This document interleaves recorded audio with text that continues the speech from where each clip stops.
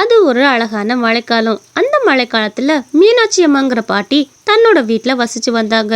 அவங்களோட மகன் வெளிநாட்டுல வேலை பார்க்கறனால அவங்களுக்கு பணம் போதுமானதா இருந்தது. என்னதான் மீனாட்சி அம்மா தன்னோட வீட்டை சந்தோஷமா இருந்தாலும் அந்த ஊர் மக்கள் கஷ்டப்படுறத அவங்களால பார்க்க முடியல.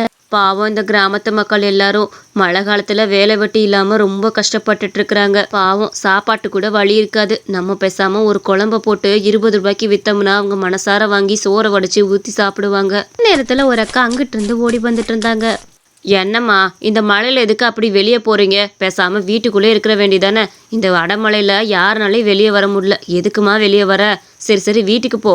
என்னங்கம்மா பண்ணி தொலைக்கிறது? வீட்டுல சாப்பாட்டு கூட வழி இல்ல. சோறை மட்டும் வடிச்சு வச்சிருக்கிற ரேஷன் அரிசிய. வேற என்ன பண்றது? ஊத்திக்கிறதுக்கு குழம்பும் இல்ல. அதான் ஊறுகாய் ஏதாவது கடையில இருக்கான்னு பார்த்துட்டு வந்தேன். என் நேரம் ஊறுகாய் கூட இல்ல. பேசாம கஞ்சியா குடிச்சிடலான்னு குடிச்சேன். குழம்பு வைக்கிறதுக்கு பணம் இல்ல. என்ன பண்றது? அந்த மாதிரி சொல்லிட்டு அவ அங்க இருந்து வேகமா ஓடுனா. இன்னைக்கு ராத்திரில இருந்தே நம்ம ஒரு கோழி குழம்பு கடையை போட்டோம்னா கண்டிப்பா நம்ம கடையில எல்லாரும் வந்து வாங்கி சாப்பிடுவாங்க. அவங்களுக்கும் கஷ்டம் இல்லாம இருக்கும். 20 ரூபாய்க்கு அந்த கோழி குழம்பு விற்போம். அந்த பாட்டி நைட் ஆனதுமே தன்னோட கோழி குழம்பு கடைய ஆரம்பிச்சாங்க. மக்கள் எல்லாத்துக்குமே 20 ரூபாங்கிறது சுலபமா இருந்தனால அவங்க எல்லாரும் குழம்பு ஈஸியா வாங்க முடிஞ்சது. பாட்டிமா, உங்க கடையில 20 ரூபாய்க்கு குழம்பு தரீங்கன்னு கேள்விப்பட்டோம். அதான் இந்த மழைன்னு கூட பார்க்காம ஓடி வந்தோம். பாட்டிமா, தயவு செஞ்சு இந்த குழம்பு கொஞ்சம் சீக்கிரம் கொடுங்க. குழந்தைகளா பசியில இருக்கு. கஞ்சியா போடுறதுக்கு ரொம்ப கஷ்டமா இருக்கு. இந்த மழையில சளி வேற பிடிச்சிக்கும்ல. பக்கத்துல ஒருத்தர் கடை வச்சிருக்கிறாரு. குழம்பு 50 ரூபாய் சொல்றாரு. அதான் பாட்டிமா, காலத்தாமதம் பார்க்காம உங்ககிட்டே குழம்பு வாங்க வந்துட்டோம். ஆமா, இது என்ன குழம்பு பாட்டிமா? பாட்டிமா, இன்னைக்கு தான் என்னோட கஷ்டத்தை உங்கள்கிட்ட சொல்லிட்டு வந்தேன். அதுக்குள்ள இப்படி ஒரு மக்களுக்கு உதவி பண்ற மாதிரி ஒரு கடையை போட்டிருக்கிறீங்க. ரொம்ப சந்தோஷம். தினமும் இனிமேல் உங்க கடையில தான் வந்து நாங்க கோழி குழம்பு வாங்குவோம். அங்க வந்தவங்களும் ரொம்ப சந்தோஷமா அந்த குழம்பை வாங்கிட்டு போய் வீட்டுல சாப்பிடலாம்னு நினைச்சாங்க. அங்க வந்தவங்களும் வேகமா அந்த குழம்பை வாங்கிட்டு அந்த இடத்த விட்டு கிளம்பி போனாங்க. அது மட்டும் இல்லாம அந்த கிராமத்துல இருக்க எல்லா மக்களும் பாட்டியோட கடைக்கு வர ஆரம்பிச்சாங்க. அப்பா இந்த இடத்துக்கு ஒரு 50 ரூபாய் குழம்பு விற்கிறவே வந்தான். அட, என்ன இன்னைக்கு கடை ஓடலன்னு பார்த்தா எல்லாம் அந்த கிளவினால வந்தது. இந்த கிளவி 20 ரூபாய்க்கு குழம்பு போட்டுட்டு நம்ம கடையெல்லாம் லாஸ் பண்ணி விட்டுருச்சு. இந்த கிளவியோட கடையை எப்படி கெடுக்கணுமோ அப்படி கெடுத்துடுவோம். காத்திருப்போம்.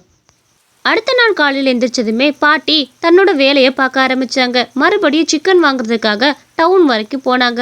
மலன் கூட பார்க்காம அந்த பாட்டி ஐயராத அந்த கிராம மக்களுக்காக உழைச்சாங்க. இதையெல்லாம் பிடிக்காத அந்த இன்னொரு குழம்பு கடைக்காரன் ரொம்ப பொறாமையோட அந்த இடத்துக்கு வந்து ஒளிஞ்சிருந்தான். பொரட்டும், இன்னைக்கு இந்த கிழவிங்கிட்டு வந்ததுமே குழம்புல தூக்கி பள்ளியை போட்டுடுறேன். எல்லாரும் சாப்பிட்றதுக்கு முன்னாடி நான் போய் இந்த குழம்புல பள்ளி இருக்குன்னு எல்லாத்துக்கு முன்னாடி சொல்லி இந்த கிழவியை ரொம்ப அசிங்கப்படுத்தி விட்டு இந்த கடையை எடுக்க வைக்கிறேன். 20 ரூபாய்க்கு தரமட்டமா இந்த கிழவி சாப்பாடு போடுதுன்னு சொல்லி இப்ப பாரு என்ன பண்றேன்னு. அந்த பாட்டி வீட்டுக்குள்ள போய் பொருள்லாம் வெளியே எடுத்து வைக்கலான்னு கிளம்புனாங்க. இதுதான் சரியான நேரம். யாரும் இல்ல. இந்த நேரம் பார்த்து இந்த பள்ளியை இந்த குழம்புக்குள்ள போட்டு விட்டு போயிருவோம். சரியான நேரத்துக்கு இந்த பள்ளியை எடுத்து எல்லாத்திட்டையும் காட்டி இந்த கிழவியை அவமானப்படுத்தியே ஆகணும். அவனும் அந்த பள்ளியை எடுத்து வேகமா அந்த குழம்புக்குள்ள போட்டுக்கிட்டு இருந்தான். அந்த நேரம் பார்த்து அந்த பாட்டி வளர்த்த நாய் அந்த இடத்துக்கு வந்துச்சு. ஐயோ நாயா, இது எங்க இருந்து தெரியலையே, ஓடிடுவோம். அந்த பாட்டி சரியான நேரத்துக்கு அவனை பார்த்துட்டாங்க. அந்த நாயும் அங்க இருந்த குழம்புகளை வேகமா கொட்டி விட்டுருச்சு.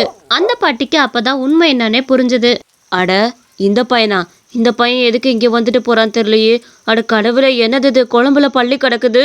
ஓ, அதுக்காக தான் இங்கே வந்துட்டு போறானா? இவனுக்கு நம்ம என்ன கெடுதல் செஞ்சோம்? எதுக்காக வந்து குழம்புல பள்ளியை போட்டு விட்டு போறான்னு தெரியலையே. அந்த பாட்டிக்கு ஒரே குழப்பமா இருந்தது. அந்த பாட்டியும் நேரா அவனோட வீட்டுக்கே போயிட்டாங்க. தம்பி கொஞ்சம் வெளியே வரியாப்பா? கொஞ்சம் உன்கிட்ட பேசணும்ப்பா, வெளியே வா. தம்பி, என்ன ஞாபகம் இருக்கா உனக்கு? நேத்து வந்து என்னோட கோழி குழம்பு பானையில பள்ளியை தூக்கி போட்டு போனையே, எதுக்காக அந்த பள்ளியை தூக்கி போட்டு போனேன்னு எனக்கு இப்போ அவசியம் தெரிஞ்சாகணும்ப்பா. அதை கேட்கறதுக்காக தான் வீடு தேடி வந்தேன். உன் வீடு தெரியாதுன்னு நினைக்காத, எனக்கு உன் வீடு எப்படியும் நல்லா தெரியும். அது வந்து இப்படி அவன் பேசிட்டு இருக்கப்ப அவனோட அம்மா அந்த இடத்துக்கு வந்தாங்க. மீனாட்சி, இது ஞாபகம் இருக்கா யாருன்னு? நீ வளர்த்த பிள்ளை தாண்டி. நீ தானே இவனுக்கு படிக்கிறதுக்கு ஃபீஸ் எல்லாம் கட்டி படிக்க வச்ச. வெளியூருக்கு போயிட்டு இப்பதான் ஒரு 10 நாளைக்கு முன்னாடி வந்தையா. குழம்பு கடை வச்சிருக்காண்டி. 50 ரூபாய்க்கு குழம்பு கடை வச்சிருக்கிறேன். எல்லாம் நல்லா தான் போயிட்டு இருந்துச்சு. என்னன்னு தெரியல, கொஞ்ச நாளா போக மாட்டேங்குது. ரொம்ப வருத்தத்துல இருந்தேன். அம்மா, உங்களுக்கு இவங்களை தெரியுமாமா? இவங்க யாருன்னு சொல்லு எனக்கு. என்னடா நீ இப்படி கேட்டுட்ட? உன்னை சின்ன வயசுல தூக்கி வளர்த்ததே இவ தான். என்கிட்ட பணம் இல்லாதப்பெல்லாம் அவகிட்ட தான் போய் கேட்பேன். அவ தான் பணத்தை ரெடி பண்ணி உனக்கு ஸ்கூலுக்கு ஃபீஸ் எல்லாம் கட்டுவா.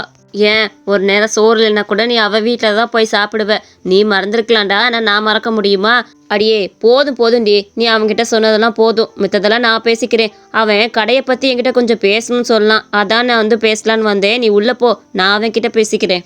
சரி, நீ வளர்த்த பிள்ளைகிட்ட நீயே பேசிக்க. நான் உள்ள போறேன், ஆனா கண்டிப்பா ஒரு ரூபாவாச்சும் சாப்பிட்டு போ.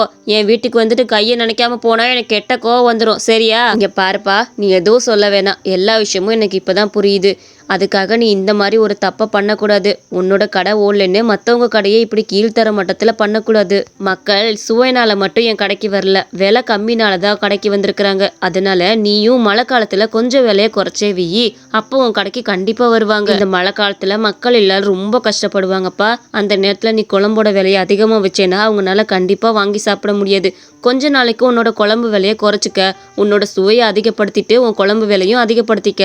மக்களுக்கு வேலை இருக்கிறப்ப என்ன நினைப்பாங்க தெரியுமா? குழம்போட விலை கம்மியா நல்லா யோசிக்க மாட்டாங்க, சுவை நல்லா இருக்கான்னு தான் யோசிப்பாங்க. அதனால நீ சுவையா கொடுக்கலாம், சரியா?